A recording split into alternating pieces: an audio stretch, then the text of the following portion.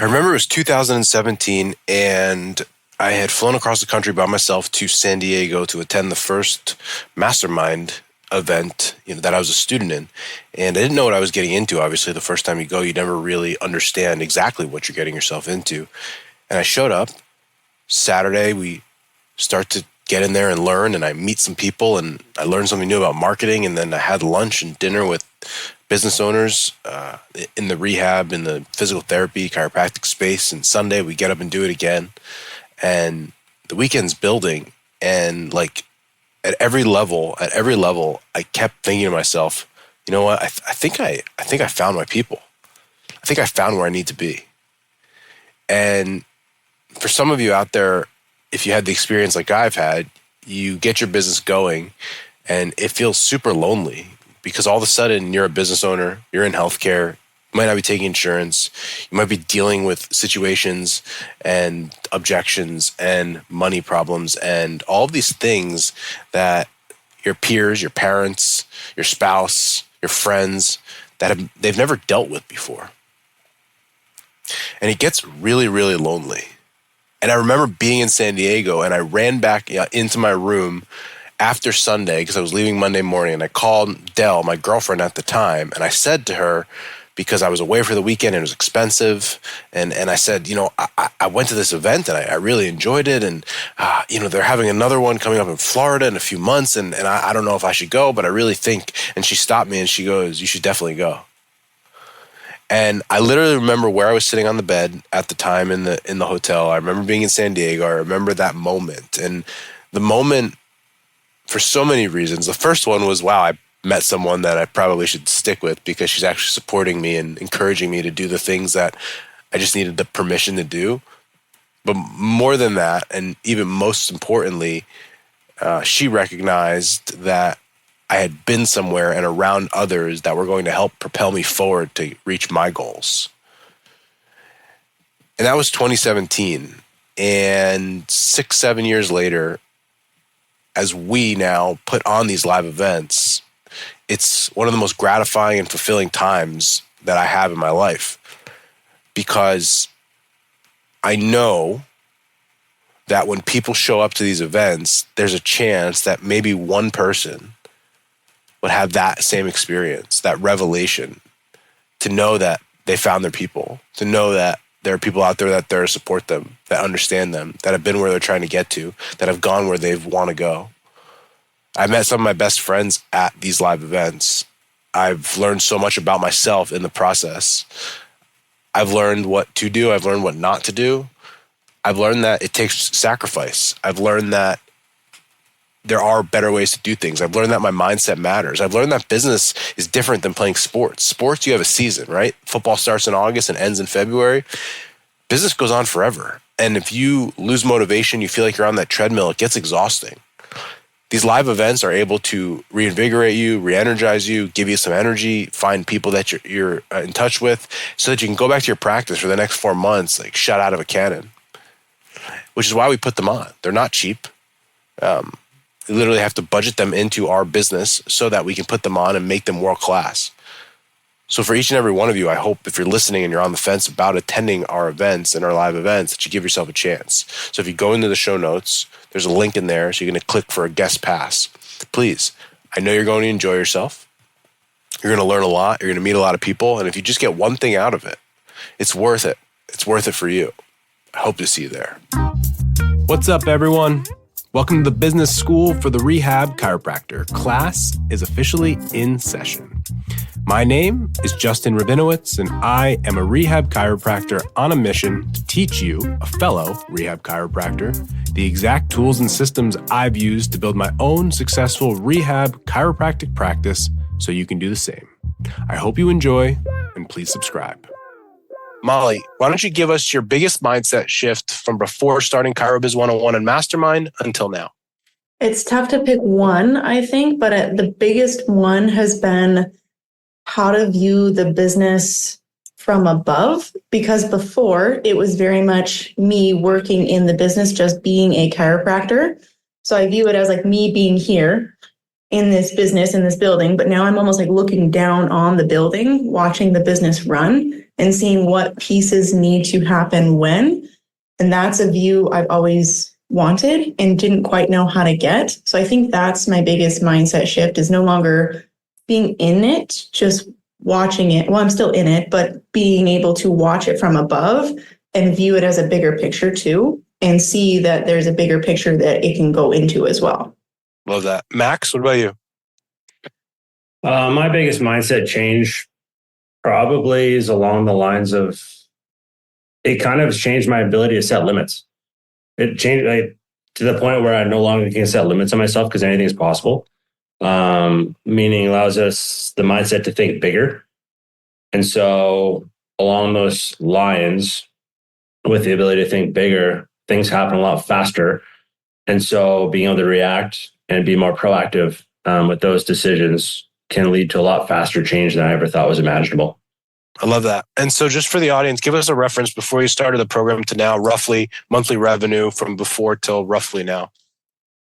So before the program, we were grinding and making around between $8,000 and $12,000 a month of total revenue. And since it was about 2 months into the program, we started. Yeah, about 3 months in the program, we started doing about between 25 to 35 per month. So amazing. I love that so much. I mean, so just so the audience knows how quickly it can change. And then as you sort of said that, and all the credit goes to you guys for implementing. But I want to go back to the famous or the infamous time when we got on a call, and by the end of it, Max almost vomited because he was so nervous. Max, take us through, obviously it's a big decision like all of us make to invest in yourself, and a lot of money when you're not making a ton. Walk us through that decision and like the nerves that are going through it. Because I know there's people in the audience that are so scared of not just taking the business course, but doing other things in business, and how the mindset and why you decided to do that. Well, at the time it was insane. And so partly because I didn't understand how money worked, because we didn't have very much. And so like that initial investment with what we made, like it was close to 3/4 of the amount we made the month prior, which I'm like, this is insane. However, like what resonated with me which helped the decision was like other people have done it. And so if we just trust the process, something good is going to happen. We just did not nearly expect it to happen so quick. And so it wasn't one of those decisions off the bat where I got that dopamine hit of like, oh, like, let's go. Like, this is unbelievable. Like, game on. It was like, what the hell did we just do? And so in the coming weeks, what you said was you just have to trust what we're doing and something good is going to happen. And so we just did. We tried it our way and numerous other ways for quite a while. I mean, I was about 2 years and change into practice. And so we're like, let's just try something different and see what happens. At the worst case scenario, it's something we've tried. And if it doesn't work, no big deal. We can always go back to what we were doing before. But it totally changed our whole perspective on business, on money, on mindset, on patient care, on almost everything that we were doing up to this point. I love that. And Molly, I want to go to you because you shared with me when we first started the idea that, you guys are working together in the practice, but there was almost two separate avatars and niches. And it was almost like when I described it, it was like you guys are in the same business, but have two separate businesses. And why don't you walk the audience through that decision of what you were doing before and maybe how you refocused? And the reason why I say that is because I think one of the things I run into a lot with like new business owners, and you know this because I brought you into those conversations, is everyone in the beginning wants to try and attract everyone and be all things to all people. And you guys sort of tried that and made a very intentional switch to go after one. So walk the audience through what you were doing before and then the change and what that's done for the business. Yeah. So before, I personally very much love treating athletes, soccer players, hockey, golf, rotational athletes. But I truly, truly love treating postpartum pregnancy pediatric patients. That's just a blast for me. So that's who I was marketing to because I just really enjoyed it. And that's a niche that I kind of just fell into and didn't really expect myself to enjoy. And then Max, he prefers the rotational athletes. He prefers the golfers, the hockey players, those types of patients. So he was marketing towards them. didn't make sense because when we market to these people, there would be one marketing message that went to a golfer, and then there would be one marketing message that went to a pregnant patient.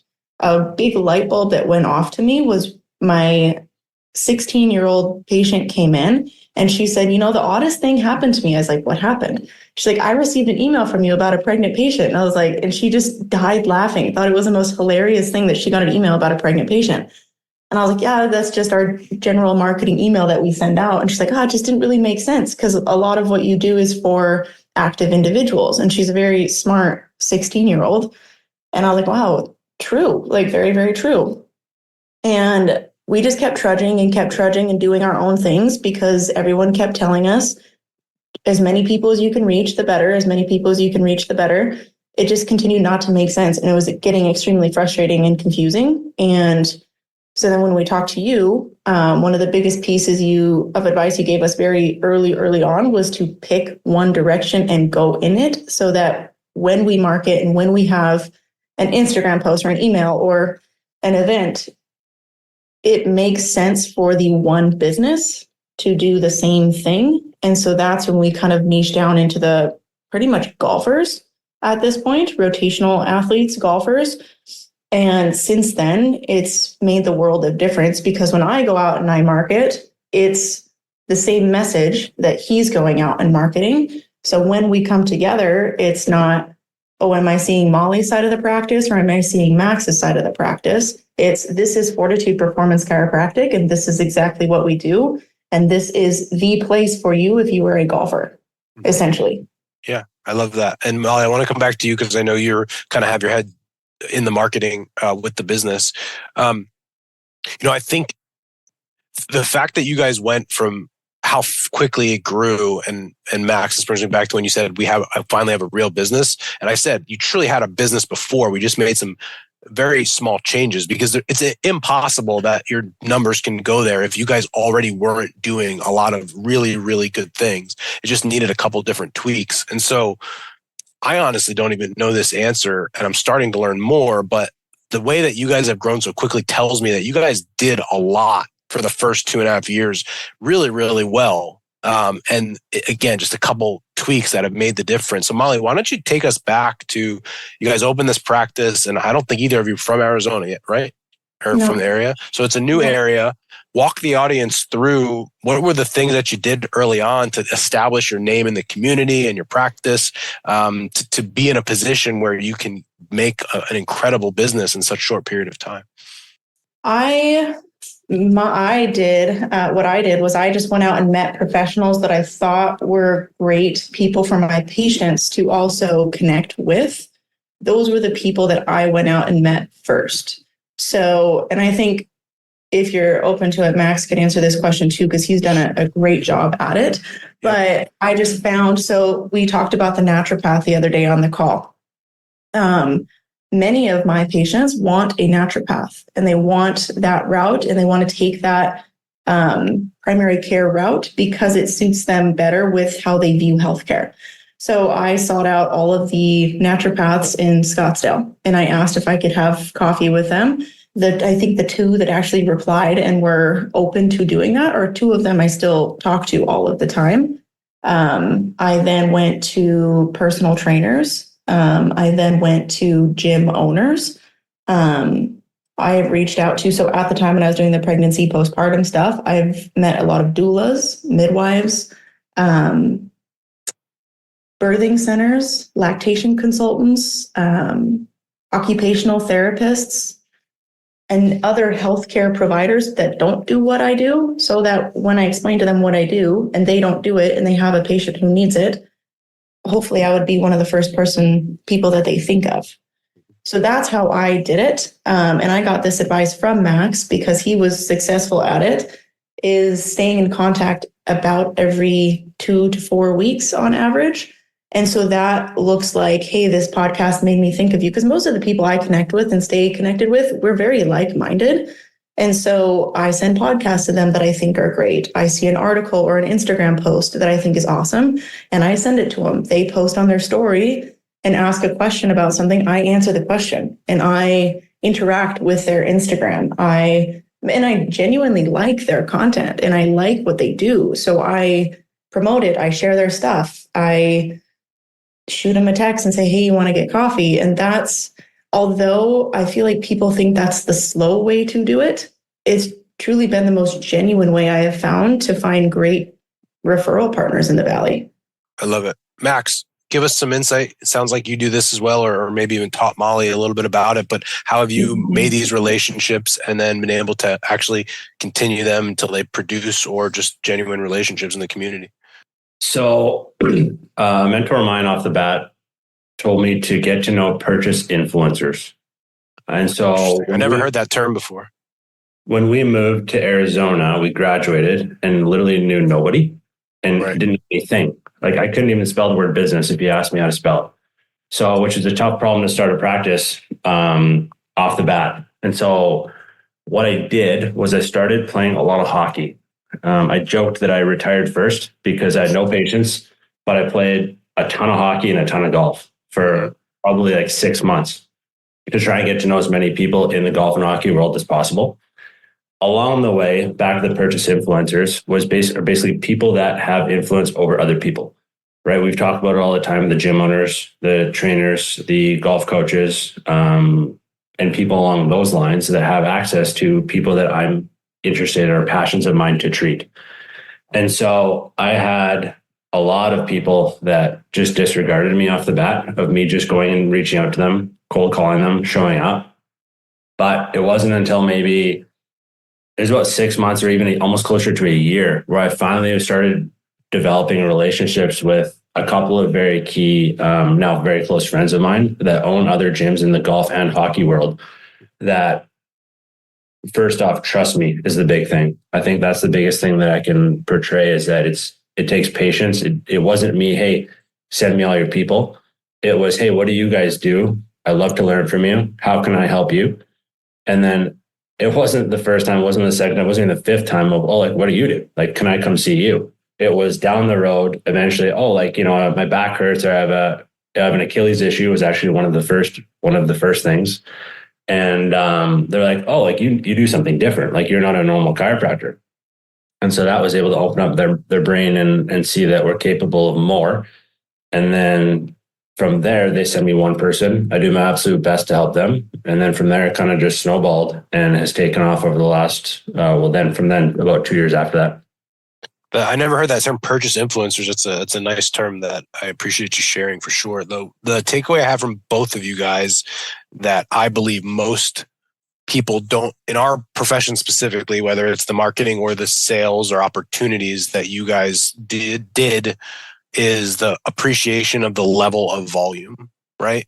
Like Molly, you're listing this and this and this and this and this and this and this and this and this. And Max, you're saying I had all these trainers and most of them blew me off, but there was a few.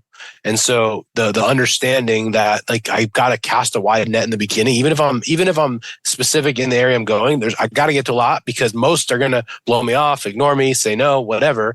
But if I get 2 or 3, right, if I get 30 and 4, right, that's the game. And I think for me I think in healthcare, we've always lived in a world where we get referrals. So it's like I get a referral, they become a patient. It's like 1-to-1. But if we were in like a normal business, like a sales role, just like how many people can I talk to? Hundreds and hundreds of people. I mean, I literally back in the day, this is like when I first graduated school, 2012, I worked in an area like near Wall Street. So we had a lot of those types. And this guy was in his 40s already. So he was talking about probably early 2000s, maybe even late 90s, that he was just a financial advisor. And I was like, how did you build your business? And he's like, dude, we would literally get pizza and beer. And every night we would open the phone book and just start calling people. Like that's literally every night, just boom, boom, boom, boom, boom, boom, boom. Just the volume of people that we would call to just, 100 people would hang up and one person might even take a call. So I think the level of volume that most people really think is necessary to build the business. It sounds like you guys just sort of understood that and then we're okay with getting the no's. I don't even know who wants to take this question, but neither of you are from there. You go to school in Oregon, you move to a place and you just decided to open up a practice. Who had the crazy idea to do that? You can take this one. Yeah, it wasn't the plan.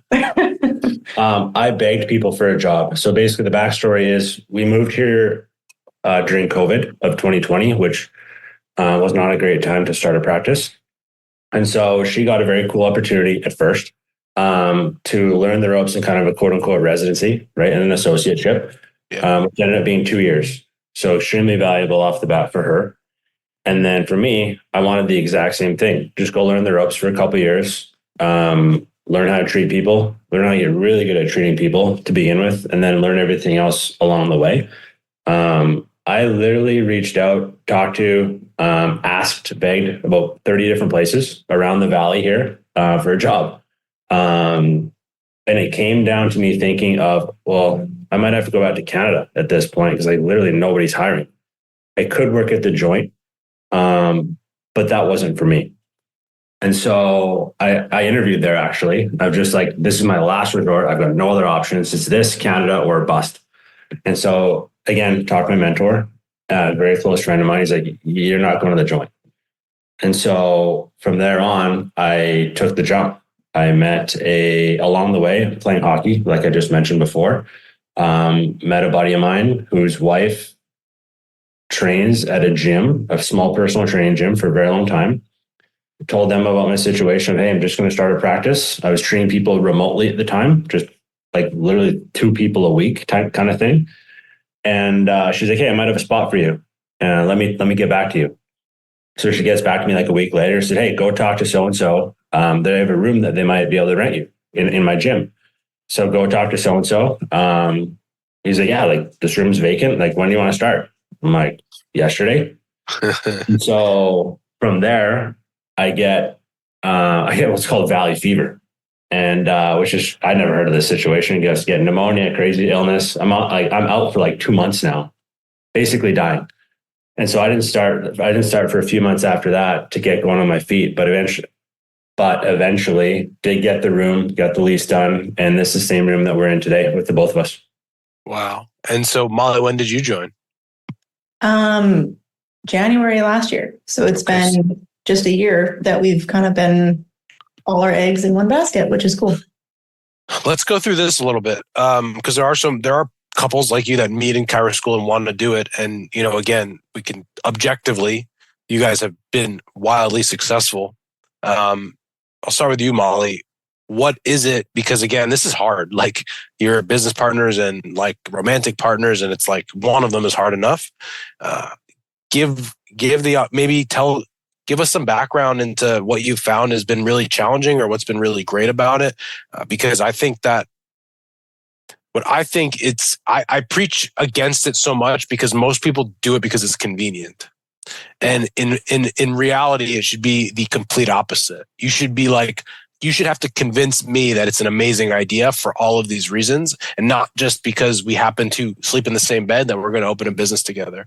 Because the answer is, and both of you, I would think, would agree, your relationship is more important than the business. Y'all can find jobs or work. Well, Max, you can't find a job, but theoretically you can find a job. But you can own different practices. But the thing is, if the marriage fails, like that everything fails. So how's this been, and what's been useful or what's been really challenging, Molly? Good question. And we actually get asked this a lot. And I think that the good by far outweighs the challenges. The good is we have the ability to split tasks. So he is very good financially. He understands. He says he doesn't understand money, but I do not understand money. He understands financially what's happening with our practice and can relay that to me in a way that I understand it. He is also a different clinician than I am. So we treat very similarly, but if there is a case that I'm struggling with, or vice versa, we get to have 2 brains or 2 sets of eyeballs looking at the same person, giving that perspective and running through clinical practice together. So we have that opportunity. And then we also get to practice our sales together. We get to nitpick each other, which I'm sure in some cases could lead to arguments with some people, but for us, it just helps us. I know that when he nitpicks me, he's being brutally honest about what I need to get better at, and he's not a jerk about it, but he tells me exactly what I need to hear in a way that I understand, because we're able to communicate in that regard. Why are you laughing? It's just funny hearing her talk about it, because there's several times where I do not want to hear what she has to say to me, but it's what I need to hear, even though it's hard to hear. Yeah. And so, like, for me, the hardest thing is the balance. Definitely the balance of like learning. And I don't know if it's ever going to be possible, but being able to separate the personal and the professional life. And so we're just trying to figure that out. Have you guys done anything proactively to do that? Are you like, all right, at 7:00, we no longer talk about business, or is it like, doesn't work that way? Well, yeah, we've started to this year was a quote unquote resolution of ours because like we'd be laying in bed and still talking about it at like 9:00 at night. And I'm like, what are we doing? Yeah. And so we started putting parameters on 7 a.m. and 8 p.m. Before 7, it's CrossFit, training, life, whatever. And same thing with after 8 a.m. It's like, she's like, she'll mention something. I'm like, I don't want to hear it. Let's talk. We'll talk. Is it emergent, first of all? No. Yeah. We'll talk tomorrow. Yeah, I love that. It's an interesting mix. And again, it happens more, but like I said, and I told you guys before, it's like, if you're going to have a partner, whether it's your spouse or not, you have to have different strengths. Because again, if you're both good at the same thing, one of you is useless, right? One of you is useless. We preach this sort of with the org chart, but maybe Max, walk us through. Molly said you sort of handle finance.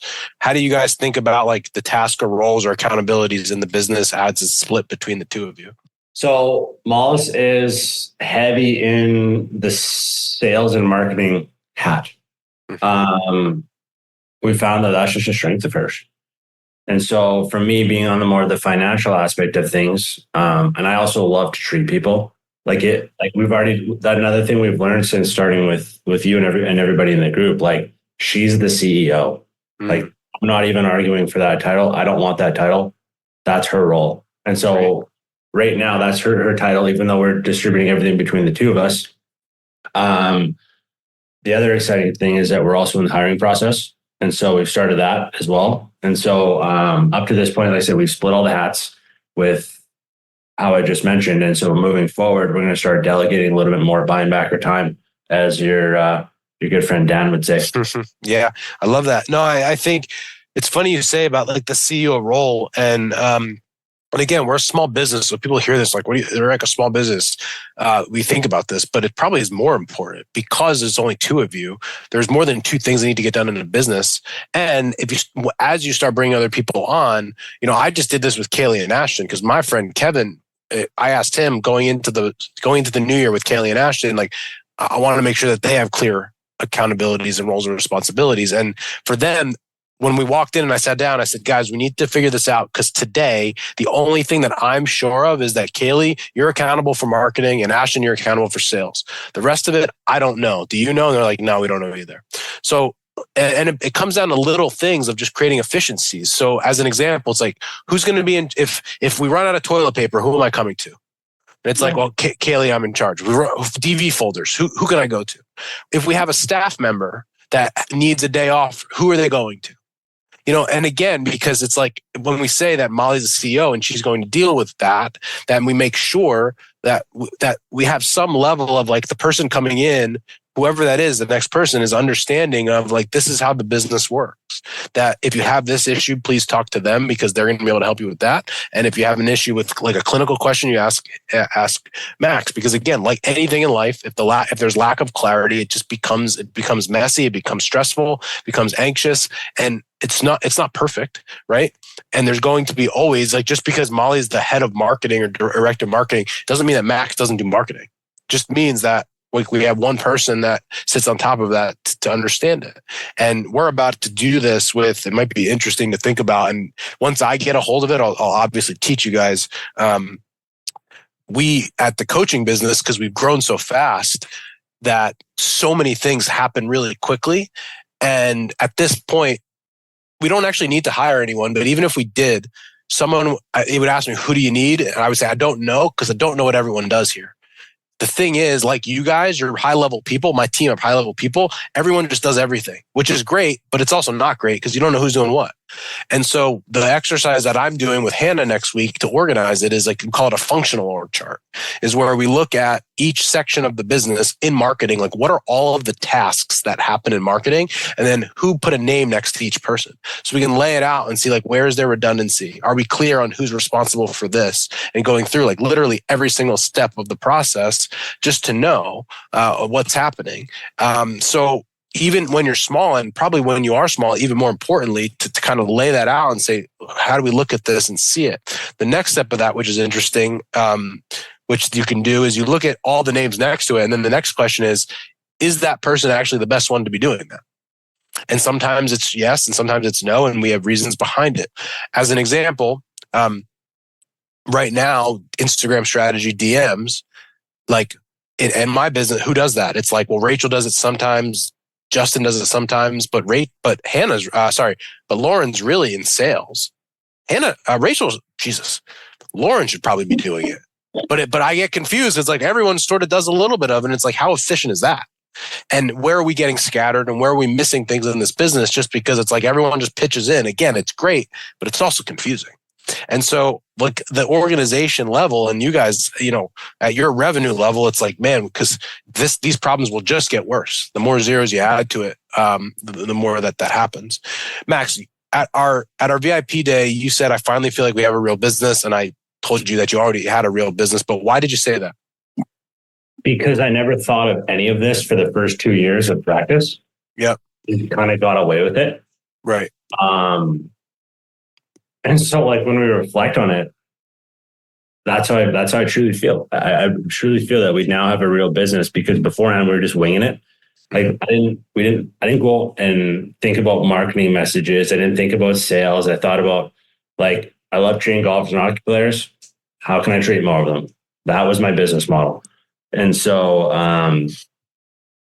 the more we learn, the more I realize we don't know. And so it definitely seems a lot harder now, for even just the reason you just mentioned of who's responsible for what role. Like, now we need to figure that out, which, again, it takes work, effort. And because beforehand we're just naive to the whole process. We just kind of float around in the wind and kind of got away with it. And so now with of our business, everything feels like it's a lot more in line and in the same direction. Yeah. And for me, I've just almost trained myself to, every time I feel uncomfortable and overwhelmed in the business, I'm happy because I'm progressing. It's like I learned something new. I'm doing something new. And I've always said, and you heard me, I do this on the calls, and I mean it. The people that are in the group that are older than me, that have been doing it longer, that are putting themselves in a position to be a, beginner, so to speak, I respect that so much. Like, I want, when I'm 45, 50, I want to go and, like, be uncomfortable again and figure it out, because there's always more to learn. And I think the thing for you guys and myself and the people in the group that is always true is, like you've heard me say, you're doing amazing, and there's so much more we can do. There's always another step. And I think even more than that, the mentality that I want everybody to have is there's always an answer. Like, we're never, I'm not stuck. I just haven't figured it out yet. There's always an answer. And the best business owners I know, it's like they look at every situation. Oh, we're not converting, or we can't get this lead, or no one's coming in, or this. It's like, no. It's like, we just haven't figured it out yet. Like, that person just didn't answer yet. We didn't get it yet. We might make it happen faster. We just didn't hire the right person yet. We didn't know what to look for. And it's always that, like, mentality of we can solve this problem. Every problem is solvable. Molly, let me start with you. We talked about all the progress and good things that have happened. What's been the biggest challenge or struggle you've had? The biggest challenge that I've had is, I guess for me, it's actually being extroverted and being out there. I am naturally a very introverted person. I love people. I love being around my patients. I love being around my loved ones. But naturally, I don't gravitate towards being uncomfortable. And I'm very routine based. Like, we always talk about how business is boring because it's very routine. I love routine, so I don't get bored, and it's really great. But the stuff that's extroverted, like going into a gym and meeting somebody, or sending them a message on Instagram, or sending out a follow-up call and saying, hey, how are you doing? Like those are the very uncomfortable things for me. So those have been quite challenging. I think it's been kind of challenging for both of us. He's a bit more extroverted than I am, but it's getting the no's is what you need. And that's, I think, what's helped us continue to push through this, but it's still hard. And you just have to get through the mindset of it has to happen. And so that's kind of a lame answer. I'm sorry, but no, it's not a lame answer, but I actually, like, respectfully, I think you're incorrect.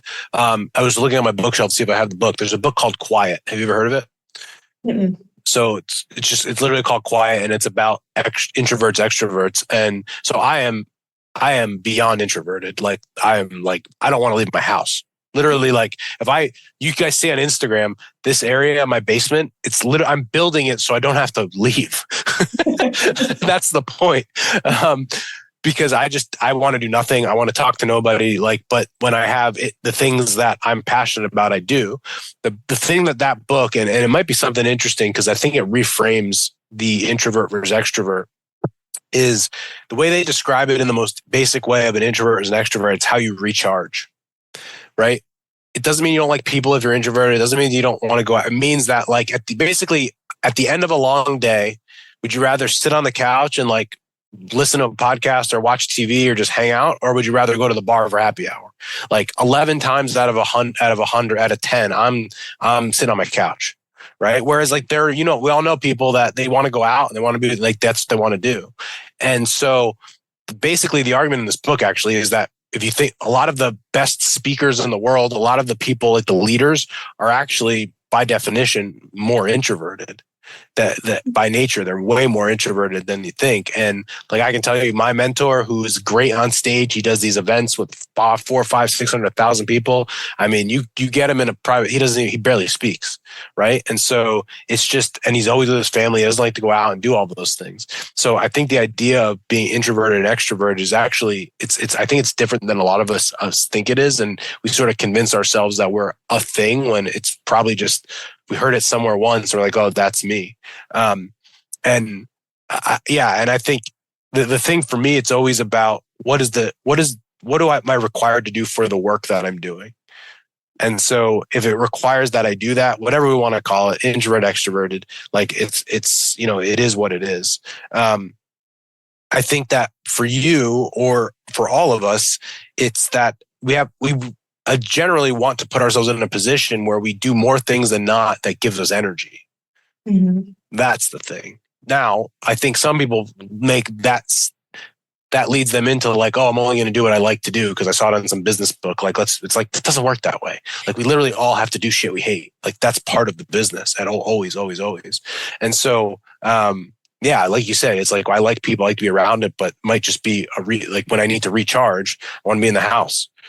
Max and I are just hanging out. Like, that's me. Right. And so to me, it might be a little bit of almost like a definition, but I'd be interested. Just check that book out. I'm interested in what you think. I wrote it down. Thanks. Max, what has been your biggest struggle?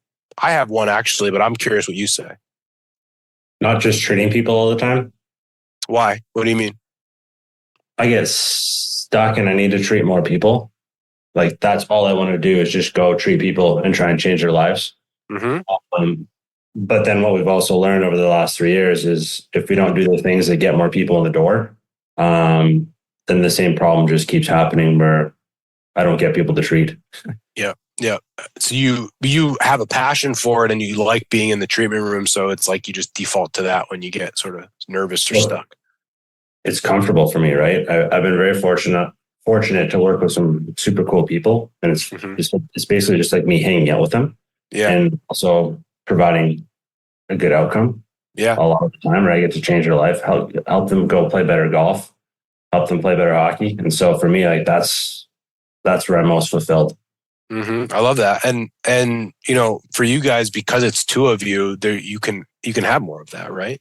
Because if Molly's going to take on that CEO role long term, Max, you can be the 30-hour clinician, and then most likely what it'll turn into, my guess is that, you're the clinic director type where you're training the other clinicians, and I guarantee you'll find a level of loving that, because now you can take the thing that you're good at and help another person help others. So like for me, I get biggest kick out of watching Kaylee and Ashton like treat patients, because there's only one of me, right? If I was in there by myself, I could only do it 30 something times a week. But now the two of them can do it 60. And when they bring out another one, it's going to be, now it's 90. And that now we can sort of expand our influence in that way. So it would be a lot more challenging, Max, if we didn't have Molly, because then it would be like a hard, like, shit, I got to do all this stuff. Max, I want to bring something up that you mentioned to me that I always think about. Of after you guys had like 1 or 2 good months, you messaged me and were like, I'm like not motivated anymore because I made more money in the last 2 months. And my take on that, when you said that to me, and again, I'm paraphrasing, but it was like, I don't know what to do. We made more money in the last like month than we made in the last 4. And I'm like not motivated. And my take on that was, it wasn't that you weren't motivated, and I could be totally wrong because we never talked about it. But my take on that was that you had just, for the last 2.5 years, you ran on survival. And it was just like, am I going to be able to eat? And that was like, you were just running on trying to stay alive. And the mindset of like, well, now I am going to eat and I am going to stay alive. And it's like, well, this is weird. Now what do I do? And now we've got to like almost regroup because we become a different person. And I guess, what I would say, like in my life too, like finances have changed. And my wife, we talk about it now, and she's like, I don't understand. Like, well, I don't get it. Like, this is weird. Like, what are we going to do? I don't like this. I'm like, you don't like that we have more money? She's like, I don't know what I don't get it. Like, it's like, we're the same person. Like, we're the same person 12 months ago, 6 months ago, whatever, but things have changed. And it's like, you almost have to like learn how to become that new person and have a new mentality. And it happens at every level, right? You guys make 30 to 35 and you're going to be making 135 at some point probably. And it's going to be like, oh, like, well, this is different.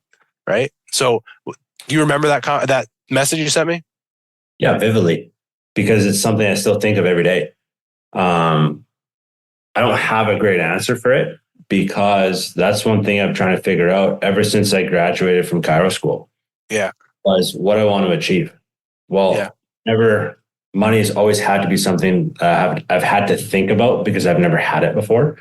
And so now that we do, to some degree, have a little bit more comfort, it's like, well, now I'm not uncomfortable. So I need to find something different to start chasing. Yeah. So, and if you don't have a good answer, what are some of the thoughts that you've had? I mean, but you just mentioned how fulfilled you are treating patients. So is that part of it, or is there other things maybe that you've thought of? Well, it is. And I've asked a lot of people this because I'm trying to figure out what works for them. Like, I started working with a sports psychologist so I could get her help on it. Because it literally causes me to lose sleep overnight, that I'm wasting time in life not knowing what direction I want to move forward in, what I want to achieve next. And so what I've been trying to figure out is my vision for the long term of like what I want my life to look like. And for me, treating people is a big part of that. Can I cut you off for a second? Actually, I mean, you played professional hockey, yes?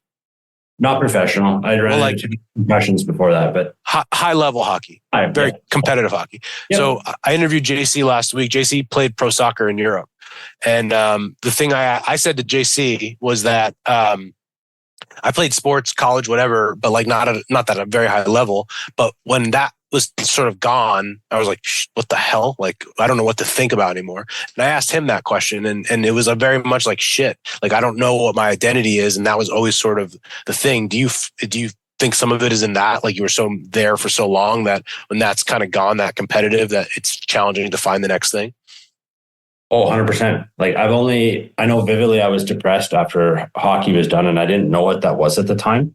Yeah. But like, when it was taken away, or when I chose to stop from my brain, that was another point in life where I had no direction for like a period of like 6 months. And that was terrible. And so then I went to school, and then I had a new direction again. I always had a goal I was chasing until college school was done. And then I met the next goal, which I made, which was to have her be able to leave her job and come to join me, which was pretty cool to feel. And then after that, it's like, okay, now we made money. Well, what's next? Yeah, it's cool. Molly, what are your thoughts? What do you think? It's an interesting conversation. Yeah, it's cool. It's probably frustrating for him, but for me, it's cool to watch him figure out what he wants. Try not to get emotional, but it's just cool to watch him figure out who he is and where he wants to go with his life. So I adore him, and I think he's an amazing human. So to see him lost is really hard. Mm. So I think that the steps he's taken have been really cool. Sorry. No, it's okay. Sorry. So I'm just stoked for him to figure it out. And I don't even know if he ever will figure it out. I think there will always be something that he's chasing. And I think there will always be something that, hey, what's next? What's next? But that's also something I truly love about him, is that he's always in that next level mindset. And that's something I just very much admire about him. So yeah, it's cool. I mean, I think what you said was probably true. It is that what's next, but then I think I don't know. I've tried to find in my own life, I don't know if it's helpful, the idea that there's always a next thing that I'm chasing, but the thing that I'm doing is the most important part of it. Is like I guess the best way to say it is, who am I becoming along the way? Right. And it's like, I told Lauren, you can ask Lauren this, like a couple of years ago, the business was okay. We were growing and I was like, I don't know what it looks like, but I just know there's going to be more. I didn't know. Like, I don't know that. You asked me, Max, did you think about, like, yeah, kind of, but like, I didn't know. I just sort of thought about like what was going to happen, and I knew there was going to be more for me, but I couldn't sit there and like write down that we were going to do an event and say, like, I don't know, but I just knew there was going to be more. And I knew that like the person I was going to become along the way, the people I was going to meet, that I was going to influence, like that was the thing that I always sort of held on to, because, I had this conversation, which might be part of the setting the plan, I think is good. But there's also a piece of it that's bullshit, right? I had to have this conversation with Kaylee when she first started. She just graduated Cairo school, and she's on it, right? She's like, oh, this is my 5-year plan. I'm going to do it. I'm like, Kaylee, slow down, dude. She's like, what do you mean? Just 5-year plan? I'm like, kids. I'm like, well, dude, I said, I go up in my practice in 2015, Kaylee. Do you know what happened on my 5-year plan? She's like, what? I said, COVID. She's like, oh. It's like, so whatever that 5-year plan was completely out the window. It's irrelevant, right? And so if I lived in that world of like, this is the plan and I have to stick with it and I would have missed a lot of these opportunities along the way. And so, yeah, go ahead. No, I totally agree with what you're saying. Because like one of the biggest lessons I've learned in life that's worked up to this point, whereas I always have direction, but I'm willing to be flexible along the way, as long as I'm moving towards something. And so I think that's one of the things that I've been most frustrated with, is that it feels like I'm not moving towards anything. I'm just progressing. But at the same point, it's so crazy to think that when I think back on the last 3 years, that like we are successful. Mm-hmm. Like we're successful, which is really cool to say and feel and truly like reflect and think about, right? And so that's what we're trying to think of is, okay, now that we're here, what's next? Yeah. But even that, if you really put it into perspective, like before any of this happened, y'all were successful. Because then the real question, if you want to go deep, is compared to who and what, right? Like compared to who. And sometimes I feel that way, and people I don't think believe me, but at the end of the day, the life that I have today, or even 5 years ago, people would die around the world to live like that, right? Would die. And for you guys, for all of us in our group, listen, we are statistically, this is not like probably top 8% intelligence wise in the world. Like to get to the level that we got to, you can't be a moron, right? You have to have some level of intelligence. You have to have some level of stick-to-itiveness, some level of motivation, responsibility, which is more to say than most people in this world. And so when we start to look at like, oh, we're successful or not, it's like compared to what? Compared to 90% of the people in the world, we are wildly successful. And then from there, it's just everything else to me is gravy. And I think I've always sort of lived in that world. Go ahead, Max. Well, you're bang on, because I think for me, like the biggest frame shift was after I read The Gap and the Gain. And I've learned to measure backwards. And meaning I'm not always looking and moving the goalpost with what I don't have. It's like, hey, where did I come from? Which that's why this is crazy to me. Yeah. Yeah. And then, like I said, it's living in those two worlds and being at peace with it that I'm so grateful and appreciative of where we are and what I've done today. And again, there's so much more out there. And I think for me, it excites me.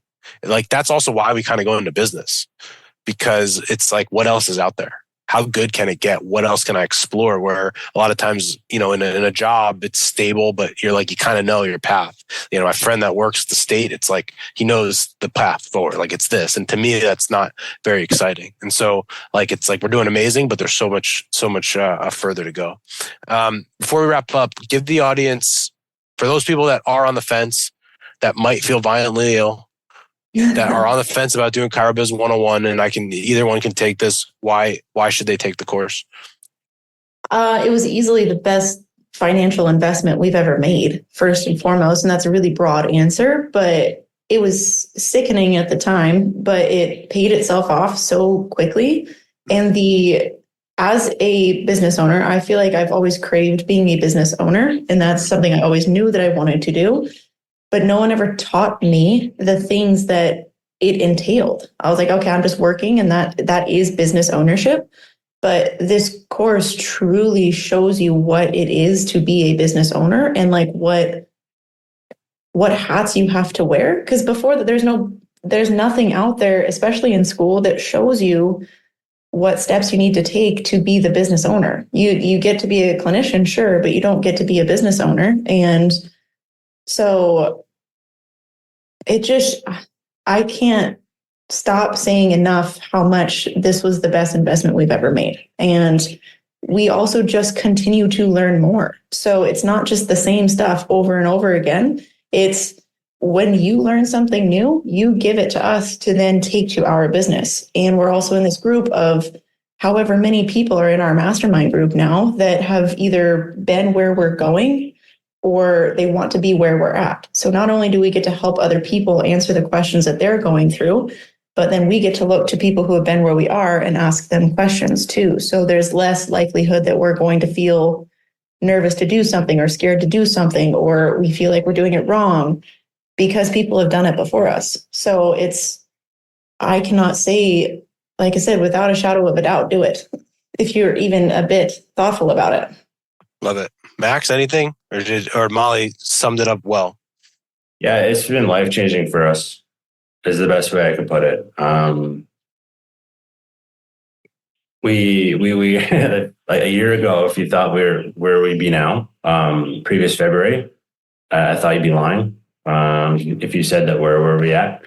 And so if you're looking for more clarity, some guidance, a system, a framework, and the comfort that other people have already done this, that you're not doing something new, you're not paving the way, you're not going to Mars.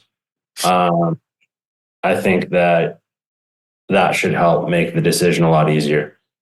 I love that. Before we wrap up, I want to express gratitude to both of you guys. I think when you get into these worlds, right, you want to deliver a product to somebody and people. And when someone tells you how nervous they are, there's a level of, I do think I can help them, but I hope I'm right, because I don't want them to like feel, and I feel that level of pressure too, because I want you guys to be successful. As I've said, in business, it's actually quite simple. The only way I'm successful is if you guys win, and you guys are winning at such a high level. I think it's easy to see and hear how you guys interact with each other, how you communicate, how you respect one another, each strengths and weaknesses, not weaknesses, but strengths, and who's better at what. I think that's why you guys have been so successful. And I am super appreciative of all of the work you did before you found me, because it made me look a lot better, because we just needed to make a couple tweaks. And I think that, again, we're just getting, this is like a year. Imagine what 3, 5, 8 years of the right systems and processes over and over, and the life that you guys have already built for yourself and will build. Again, I'm happy to be a part of it, and I'm super grateful for both of you. So thank you so much for giving me a chance. And again, I need to come out and visit you in Arizona, because it's too damn cold here in New Jersey. Tell the audience where they could find you on social or get in touch with you guys. Yeah, so we're heavily on Instagram at PHX_fortitude. But if you look there first, shoot us a message if you have any questions, or if we can help answer anything. We're super open to helping give back and helping to answer any questions that we know. Love it. All right, guys. Thanks, guys. I appreciate it. This is awesome. Thank you. Thank you. Yep. before you go, listen, we are in live event season, and I am going to tell you, you need to be at our live event. Please, please, please go into the show notes here, click on the link to apply for a guest pass. Someone on our team will get in touch with you. You need to be there. Please give yourself a chance. I'm begging you. If you really hate it, just come up after and tell me, kick me in the shins, do something crazy. I don't even care. It's never happened. There's literally never anyone that never left there who hasn't had an unbelievable experience. So I'm asking you, I'm cordially inviting you, go into the show notes, apply for a guest pass, May 18th, 19th. Any way you can get there, please. Can't wait to see you there.